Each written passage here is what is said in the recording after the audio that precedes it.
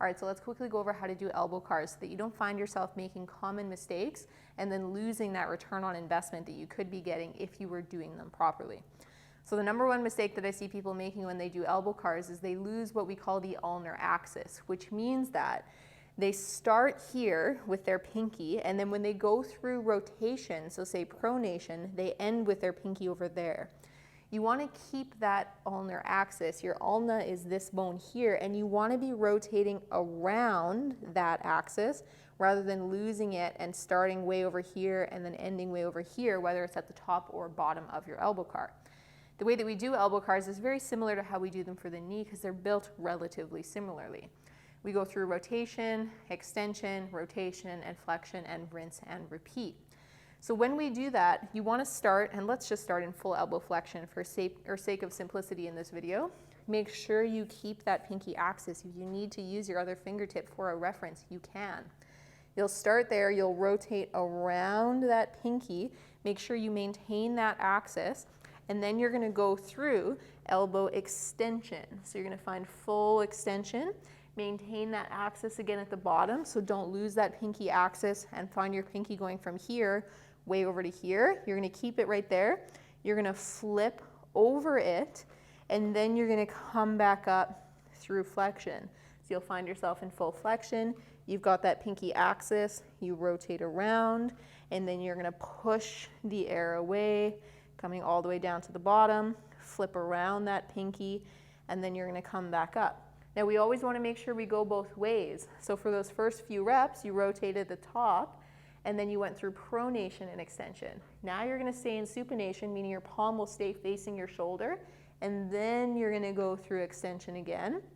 Once again, rotate around that pinky, and then you'll bend, come back up, rotate around that pinky, extend, go back down, rinse and repeat.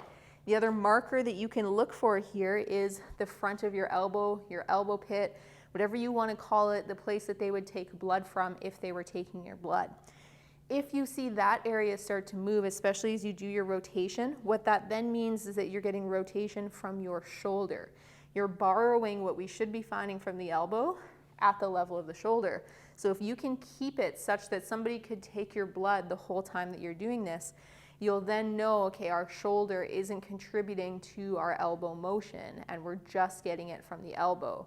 Whereas if I come down here and I go to rotate and my shoulder flips over, that's coming from way up here. We don't need that. So that's the other thing to be mindful of when you're doing your elbow cars. So those are probably the two most common mistakes that I see. People losing that pinky axis or ulnar axis, whatever you want to call it, and people borrowing range of motion from the shoulder when they do it.